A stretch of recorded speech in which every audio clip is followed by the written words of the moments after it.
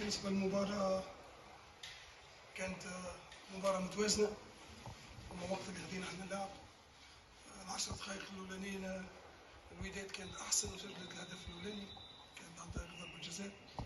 بعدها شفنا دوميني لي جو، حاولنا باش نمشيو لقدام باش نوخروه باش نحاولوا باش نتاكيو الادفيرسير قدام، على خاطر انا ديما نقول فما جمعيات الكبار اذا كان تخليهم يلعبوا من تالي دونك تخاف يسجلوا لك. طلعنا فوق وخليناهمش يلعبوا سجلنا 1-1 وكانت المقابله باهيه. اما المقابله متعبه ياسر اللي الملاعب يجي للرجاء يلزم يكون كونفيرمي، لازم يكون ملاعب يلعب في الشامبيون ليج، ملاعب يلعب في الكاف، ملاعب يلعب في البطولات الكبار. الرجاء راه ما تنجمش تتحمل لاعبين اللي ما يحملوش الضغط نتاع الجماهير، والضغط نتاع الجماهير لازم تكون لاعب في نيفو عالي.